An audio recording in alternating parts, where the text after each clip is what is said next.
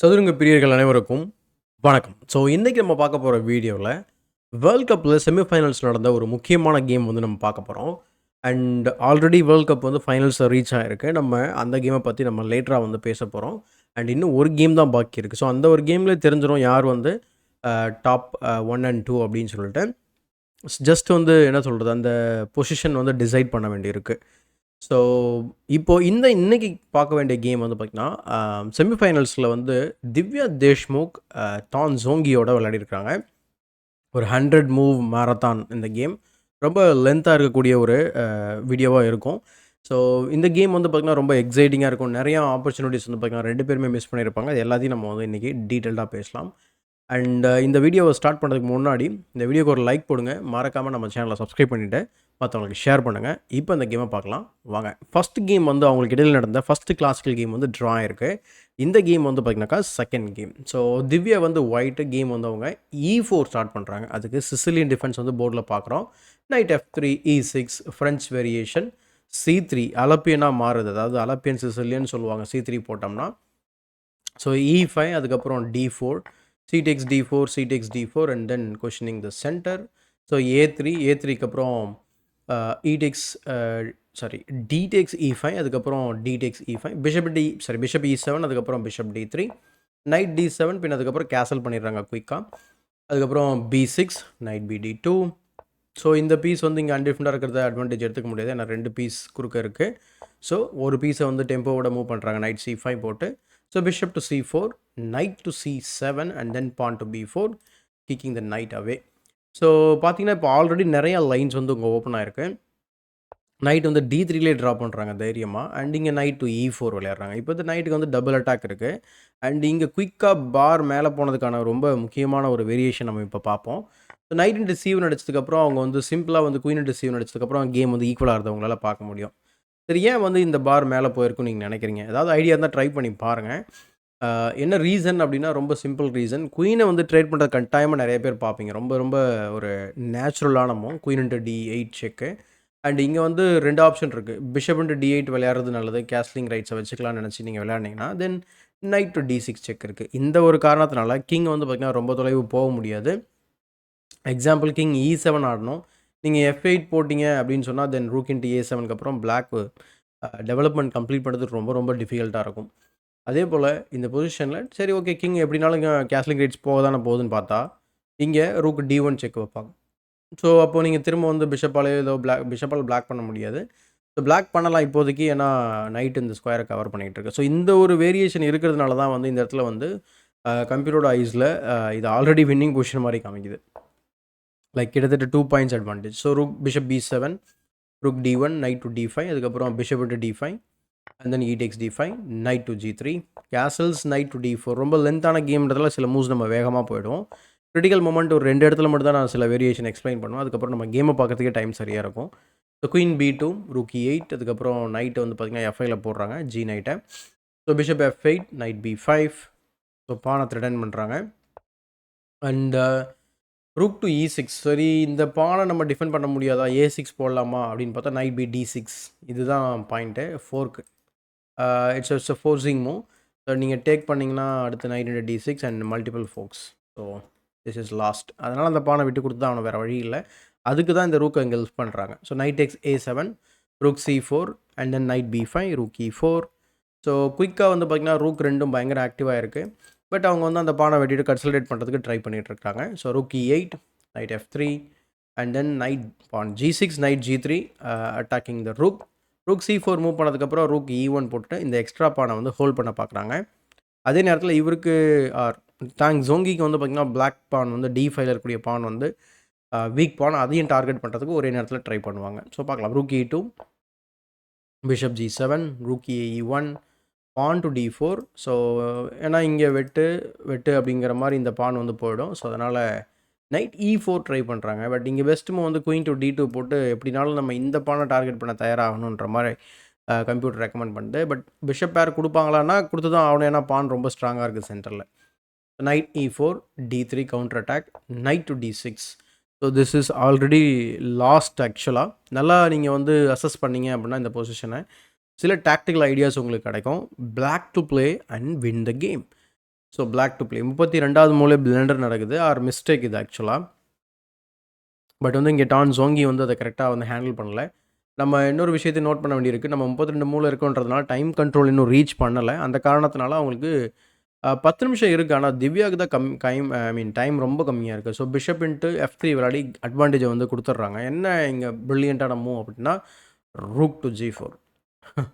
So rook to G4 ஏன் ப்ரில்லியண்ட்டான move அப்படின்னா night into E8 allow பண்ணுறோம் ஒன்று. ரெண்டாவது இப்போது பிஷப் டேக்ஸ் F3 ஆட போகிறோம். இப்போது உங்கள் பான் வந்து பின்னில் இருக்குது. நீங்கள் க்ரீடியாக போய் குயினை வெட்டினீங்க அப்படின்னா 2 மூலை இல்லை 3 மூலை நீங்கள் செக்மேட் ஆகிடுவீங்க. இந்த மாதிரி ரூக் இன்ட்டு G2 செக்கு, கிங் F1 போனீங்கன்னு சொன்னால் தென் ரூக் டேக்ஸ் H2க்கு அப்புறம் there is no stopping mate. ரெண்டாவது ரூக் இன்ட்டு G2 செக் வைக்கும்போது கிங் H1 போனீங்க அப்படின்னா ரூக்கை எங்கே இந்த ஃபைலில் எங்கே வச்சாலும் டிஸ்கவர்டு செக்மேட். ஸோ இதை வந்து நம்ம பில்ஸ்பெரிஸ் செக்மேட்டிங் பேட்டர்ன் அப்படின்னு சொல்லி சொல்லுவோம். ஸோ இந்த காரணத்தினால இந்த இடத்துல குயினை வெட்ட முடியும். சரி ஓகேங்க, என்ன கரெக்டான மூவ் அப்படின்னு பார்த்தோம்னா ஸோ கரெக்டான மூவ் வந்து பான் டு G3. ஜஸ்ட் இந்த டயக்னல் வந்து இது பண்ணிடுங்க, சாரி அந்த ஃபைலை வந்து க்ளோஸ் பண்ண ட்ரை பண்ணுங்கன்றது தான். பின்ன அதுக்கப்புறம் குயினை வந்து மூவ் பண்ணதுக்கப்புறம் நம்ம வந்து கேம் வந்து கண்டினியூ பண்ணுற மாதிரி இருக்கும் நார்மலாக. But black is better. So bishop takes F3 டேரெக்டாக ஆடுறதுனால அவங்களுக்கு இருக்கிற மொத்த அட்வான்டேஜும் வந்து பார்த்திங்கன்னா நியூட்ரல் ஆகுது. So G into F3, D takes E2, knight takes E8 and then queen C6. So queen takes E2, அதுக்கப்புறம் rook C2, queen E4. So எப்படி பார்த்தாலும் கடைசியில் வந்து பார்த்திங்கன்னா அந்த ஒரு பான் இப்போ எக்ஸ்ட்ரா ஒரு பான் வேறு அவங்களுக்கு வந்து ஆக்டிவிட்டி பண்ணுறேன்னு சொல்லிட்டு ஒரு எக்ஸ்ட்ரா ஒரு பானை வேறு விட்டுருக்குறாங்க. ஸோ நைட் F6 செக்கு திரும்ப வந்து பார்த்திங்கன்னா திவ்யா வந்து பெட்டர் ஆகிடுறாங்க. So king G7, pawn to A4, bishop to D2, knight to D5. So double attack பண்ணுறாங்க, அதை டிஃபெண்ட் பண்ணுறாங்க. So king to G2, rook B1, E6, F&D. எப்படினாலும் அது வீக் பண்ணால் நம்ம லிக்விடேட் பண்ணி கிங் எக்ஸ்போஸ் பண்ணோம் அப்படின்னா நமக்கு 7th ரேங்கில் நல்ல ஆக்டிவிட்டி கிடைக்கும்ன்றது தான். ப்ளஸ் இங்கே ஒரு டபுள் அட்டாக்கும் க்ரியேட் பண்ணுறாங்க. B5 and then rook E7 check, அதுக்கப்புறம் கிங் H6 போகிறாங்க. பின் அதுக்கப்புறம் இந்த மாதிரி வெட்டிடுறாங்க. இதுவுமே கரெக்டான மூவ் தான். நம்ம ரூக் E7 செக்குக்கு முன்னாடி இங்கே B5 வச்சாங்க இல்லையா, அப்போ நம்ம வந்து பானை மேலே ஏற்றினாலுமே சரியான மூவாக தான் இருக்கும். Rook E7 check, king H6, A into B5, bishop into B4, அதுக்கப்புறம் rook to B2, sorry rook B7, Rukh B2, பின் அதுக்கப்புறம் நைட்டு F6. இங்கே வந்து H4 ரொம்ப ஸ்ட்ராங்கான மூவாக காமிக்குது கம்ப்யூட்டரோட பார்வையில். அது என்ன ரீசன்னா பிளாக் கிங்கை வந்து நம்ம செக்மேட் பண்ண வாய்ப்பு நிறைய இருக்குது இந்த மாதிரி சில பேட்டர்ன்ஸில். எக்ஸாம்பிளுக்கு இந்த பானை நம்ம டிஃபெண்ட் பண்ணிவிட்டு நைட்டோட சப்போர்ட்லேயே இங்கே வந்து லேண்ட் ஆனோம் அப்படின்னா செக்மேட் ஆகிடும். ஸோ அதனால் G5 கிங்குக்கு ஒரு எஸ்கேப் ஸ்கொயர் க்ரியேட் பண்ணுறது. And then night X B4 simplify பண்ணிவிட்டு இந்த பொசிஷன் வந்து வின்னிங் பொசிஷனாக கன்வெர்ட் பண்ண வேண்டியதான். இதே மாதிரி தான் நடக்கும், பட் பொசிஷன் வந்து கொஞ்சம் டிஃப்ரெண்ட்டாக இருக்கும். ஸோ நைட் F6, பின் அதுக்கப்புறம் G5, night E4, night to G4 செக்குமே நல்ல மூவ் தான்.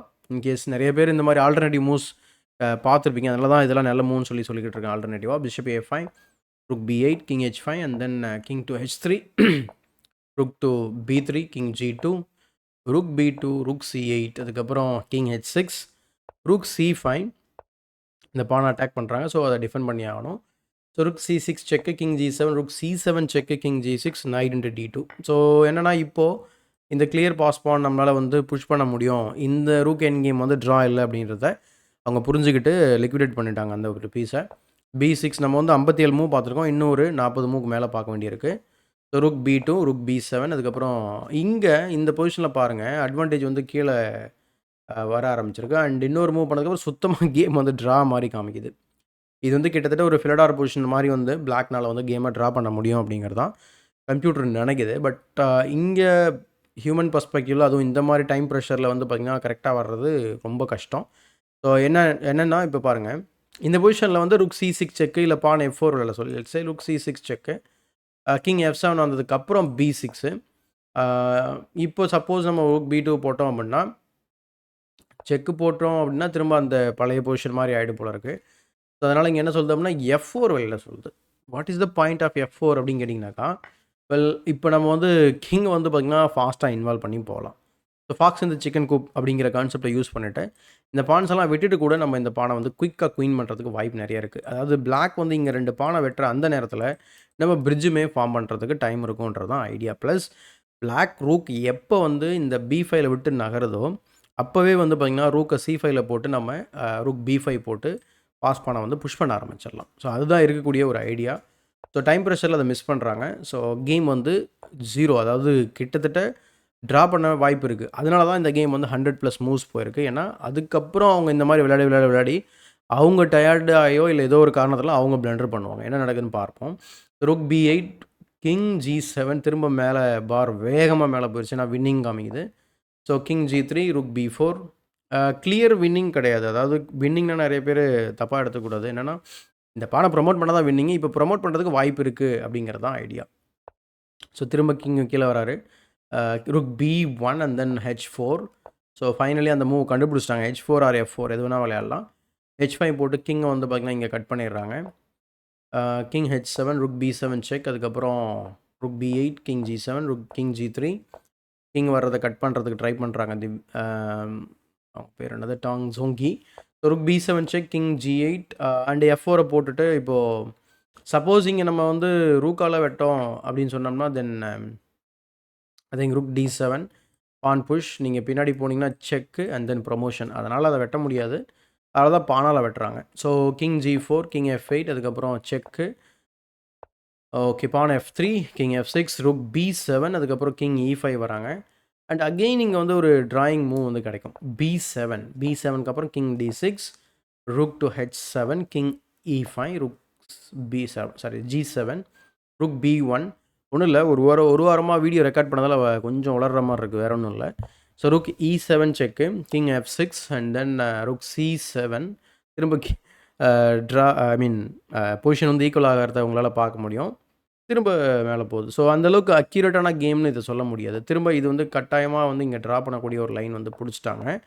திரும்ப மிஸ் ஆகும் பாருங்கள். செக்காக கொடுக்குறாங்க. King G2 rook B1 Rukh D7 king F5 and then இதில் என்ன வேடிக்கை அப்படின்னா இப்போ தான் ஜோங்கிக்கு வாய்ப்பு இருக்க மாதிரி உங்களுக்கு தோணும். என்னென்னா இப்போது கிங்கை இங்கே கொண்டு வந்துட்டு இந்த பானை வெட்டிட்டோம் அப்படின்னா நம்மளுடைய ஹெச் பானும் பாஸ் பண்ணால் மாறிடும். அதனால தான் இந்த கேம் வந்து இப்போ இந்த பொசிஷன் வந்து ட்ரா மாதிரி காமிச்சிக்கிட்டு இருக்கு.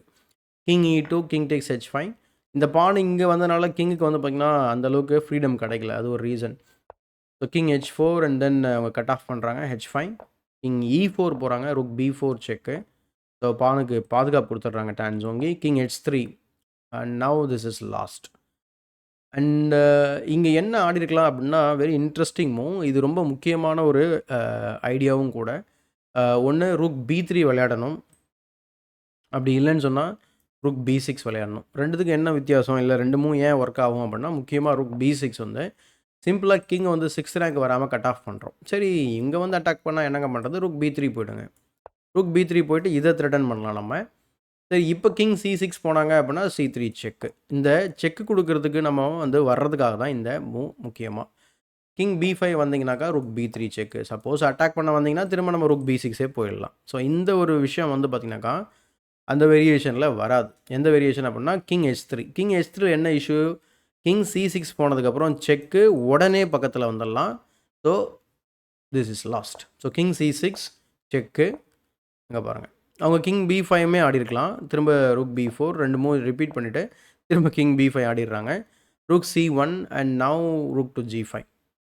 ருக் டு G5 வந்து அந்த பில்டிங் த பிரிட்ஜுன்னு சொல்லுவாங்க இல்லையா, அந்த கான்செப்டுக்காக கிங் H4 ஆடுறாங்க. சப்போஸ் இங்கே செக்கு கொடுத்தாங்க அப்படின்னு சொன்னால் கிங் C6. இப்போ நீங்கள் செக்கு கொடுத்தீங்க அப்படின்னு சொன்னால் தென் ரூக்கை வச்சு பிளாக் பண்ணிக்கலாம். இதுக்காக தான் அந்த மூவ். இந்த மெனூரிங் வந்து பார்த்திங்கன்னா முன்னாடி ரூக் இங்கே இருந்தப்போ பண்ண முடியாது. இப்போ பண்ண முடியுதுக்கான பாசிபிலிட்டி இருக்குது. ஸோ அதையும் நம்ம உங்களுக்கு காமிச்சிருந்தோம். ரொம்ப இன்ட்ரெஸ்டிங்கான டெக்னிக் இது. Rook G8 and rook B1 check king C6 rook B3. Rook B3க்கு அப்புறம் இந்த இடத்துல சப்போஸ் நம்ம செக்கு கொடுத்தோம் அப்படின்னா சில பேர் செக்கு கொடுத்தா என்ன ஆகும்னா இந்த மாதிரி நம்ம பக்கத்தில் வந்துடலாம் அப்படி இப்படின்னு போயிட்டு அண்ட் அதுக்கப்புறம் ஃபைனலாக குயின் பண்ணிடலாம். ஸோ எல்லாம் ஒன்று தான் அப்படின்னு சொல்லிட்டு அவங்க என்ன பண்ணிடுறாங்க, ருக் B3 போடுறாங்க. ஸோ குயின் பண்ணதுக்கப்புறம் இந்த மாதிரி பாஸ் பண்ண புஷ் பண்ணி எதாவது பண்ண முடியுமான்னு சொல்லி பார்க்குறாங்க. ஆக்சுவலாக கிங் D5 விளையானதுக்கப்புறம் ரிசைன் பண்ணிடுறாங்க. இந்த பொசிஷனில் டான் ஜோங்கி ரிசைன் பண்ணுறாங்க. ரீசன் என்ன அப்படின்னா ஃபர்தராக அவங்க ஹெச் பானை புஷ் பண்ணும்போது நம்ம கிங்கை வந்து கொண்டு வந்துட்டு திரும்ப ஒரு simple king and pawn and கம்மை மாற்றி இதை வின் பண்ணுற மாதிரி இருக்கும். இந்த மாதிரி ரூக்கை சாக் பண்ணிவிட்டு அண்ட் தென் நம்ம எஃப் பானை வந்து புஷ் பண்ண வேண்டியது தான். ஸோ சூப்பரான ஒரு என் கேம். கடைசியில் நமக்கு வந்து அந்த லூசினா பொசிஷன் மாதிரி நமக்கு ஒரு பொசிஷன் கிடச்சிச்சு. இப்போ இடையில் நான் 5 நாளாக வந்து வீடியோ ரெக்கார்ட் பண்ணலை. அண்ட் வேர்ல்ட் கப்போ இல்லை வந்து கரண்ட் ஈவெண்ட்டோட அப்டேட்ஸ் உங்களுக்கு கிடச்சிருக்காது. முக்கியமான காரணம் என்ன அப்படின்னா நான் வந்து தஞ்சாவூரில் ஒரு டோர்னமெண்ட் விளையாடினேன். பட் டோர்னமெண்ட் வந்து பார்த்திங்கன்னா எதிர்பார்த்த அளவுக்கு நான் விளையாடலை. சென்னையில் ஒரு டோர்னமெண்ட் விளையாடிருந்தேன். அந்த டோர்னமெண்ட்டோட கேம்ஸ் நீங்கள் பார்த்துருப்பீங்க. அதுக்கப்புறம் நான் சிவகாசியில் விளையாடிருந்தேன். அந்த டோர்னமெண்ட்டு ஓகே. பட் இந்த டோர்னமெண்ட் மோசமாக, அதாவது குட்டு ஓகே அண்ட் பேட் அப்படிங்கிற மாரி போயிட்டுருக்கு. ரிவர்ஸில் போயிட்டுருக்கேன் நானு. பட் அகைன் நான் வந்து டோர்னமெண்ட் ஆல்ரெடி பிளான் பண்ணியிருக்கேன் ஆகஸ்ட்ல. 1 ஆர் 2 டோர்னமெண்ட்ஸு. ஸோ அதில என்ன நடக்குது அப்படிங்கிறத பார்ப்போம். ஏன்னா நெறையா நம்ம வந்து எக்ஸ்பீரியன்ஸ் வந்து கெயின் பண்ணணும். 2வது அடி வாங்கி வாங்கி தான் நம்ம வந்து பெட்டராக முடியும் அப்படின்றது வேறு வழியே கிடையாது. யாரா இருந்தாலும் இந்த சஃபரிங் எல்லாம் வந்து அந்த டிப்பை வந்து மீட் பண்ணிட்டு தான் வரணும். அண்ட் இந்த இடத்துல நெறைய பேர் வந்து பார்த்தீங்கன்னா, விட்டுட்டு போக வாய்ப்பு இருக்கு. பட் நான் அந்த மாரி விட போறது கிடையாது. ஸோ எதுக்கு சொல்ல வந்தேன் அப்படின்னா, இந்த 5 நாள் வந்து ப்ரீ ரெக்கார்டட் வீடியோஸ் நீங்க வந்து பார்த்துருப்பீங்க என்னோட கேம்ஸு. இப்போ இந்த கரண்ட் எதுக்காக சொல்ல வந்தேன்னா, அந்த கேம்ல வந்து எனக்கு ஒரு லூசினா பொசிஷன் கிடைச்சு நான் வந்து வின் பண்ணியிருந்தேன். ஒரு பான் எக்ஸ்ட்ரா இருக்கும்போது ரூக் பான் நைட் பான். ஸோ அது அந்த ஞாபகம் வந்து அதாவது இந்த டெக்னிக் வந்து நீங்க தெரிஞ்சு வச்சுக்கிறது நல்லது. ஈவன் அன்ரேட்டட் பிளேயர்ஸ் கூட கூட உங்களுக்கு இந்த மாரி டெக்னிக்ஸ் தேவைப்படலாம். ஏன்னா எல்லாருமே நல்லா ரொம்ப விளையாடுறாங்க. ஸ்ட்ராங்கா விளையாடுறாங்க. ரொம்ப சூப்பரா இருந்தது டோர்னமெண்ட்டு. ஸோ நல்லா என்ன சொல்ல ஸ்ட்ராங்கான டோர்னமெண்ட் ஆக்சுவலா. நல்ல ஒரு ஆப்பர்ச்சுனிட்டி. அண்ட் அந்த கேம்ஸ் உங்களுக்கு ரொம்ப சுவாரஸ்யமா இருக்கும் பார்க்கறதுக்கு. என்ன சார் இப்படி விட்டுட்டீங்களே அப்படிங்கிற மாரிலாம் இருக்கும். ஸோ அது எல்லாத்தையும் நம்ம வந்து பார்க்கலாம். அண்ட் இப்போ இந்த ரிசல்ட்ஸ் பேஜை பார்த்துட்டு வீடியோவ முடிச்சிடலாம் வாங்க. ஸோ இதான் ரிசல்ட்ஸ் பேஜ். செமிஃபைனல்ல வந்து திவ்யா வந்து டான் ஜோங்கிய வந்து இதனால பீட் பண்ணிட்டாங்க. ஒரு கேம் ட்ரா ஆனது. அந்த பக்கம் ஹம்பி லே டிங்ஜிய வந்து பார்த்தீங்கன்னா, அ பீட் பண்ணியிருக்கிறாங்க. இப்போ அவங்க 2 பேரும் வந்து பார்த்தீங்கன்னா, 3 பொசிஷனுக்கு வந்து விளையாடுற மாரி இருக்கும். விளையாடிட்டு இருக்கிறாங்க. விளையாடி முடிச்சுட்டாங்க. திவ்யாவும் ஹம்பியும் வந்து பார்த்தீங்கன்னா, கேம ட்ரா பண்ணதுனால அவங்க இன்னைக்கு டை பிரேக் ஆட போறாங்க. ரொம்ப சீக்கிரமாவே ரிசல்ட்ஸ் தெரிஞ்சிரும். டை பிரேக் ரேபிட் டை பிரேக்ன்றதுனால. அண்ட் அந்த பக்கம் வந்து பார்த்தீங்கன்னா, டான் ஜோங்கி வந்து பார்த்தீங்கன்னா முன்னேறி கேண்டிடேட்ஸ்க்கு தேர்ச்சி பெற்றிருக்கிறாங்க. ஸோ இவங்க ஃபர்ஸ்ட்டு, செகண்ட் யாருன்றது மட்டும் இப்போ நமக்கு தெரியும். ஏன்னா டாப் 3 பேருமே வந்து பார்த்தீங்கன்னாக்கா, கேண்டிடேட்ஸ் வந்து விளையாட போறாங்க அப்படிங்கிறது தான். ரொம்ப இன்ட்ரெஸ்டிங்கான விஷயம் என்ன அப்படின்னா, திவ்யா வந்து 19 வயசுல இந்த அளவுக்கு வந்திருக்கிறது மிகப்பெரிய விஷயம். ஸோ ஆல்ரெடி நல்ல ஒரு என்ன சொல்றது, ஒரு அச்சீவ்மெண்ட் அவங்களுக்கு. So congratulations to Divya Deshmukh. ஏன்னா அவங்க கேம்ஸ் நம்ம நெறையா போட்டதில ஃபியூ கேம்ஸ் இருக்கு. நம்ம ஆட்களுக்கு வந்து இன்ட்ரெஸ்ட் இல்ல அந்த மாரி கேம்ஸ் பார்க்கறதுக்கு. அதனால கவர் பண்ணுறதே இல்ல. பட் இப்போ வேற வழியே இல்லாம ஃபைனல்ல அவங்களோட கேம் தான் நம்ம பார்த்தாகணும். ஸோ இன்னைக்கு ரேபிட் டை பிரேக்ல என்ன நடக்குது அப்படிங்கிறத உங்களுக்கு கூடிய விரைவில் நான் வந்து அப்டேட் பண்றேன். அண்ட் இந்த வீடியோ பிடிச்சிருந்தா லைக் பண்ணுங்க. மறக்காம தமிழ் செஸ் சேனலை சப்ஸ்கிரைப் பண்ணிட்டு மத்தவங்களுக்கு ஷேர் பண்ணுங்க.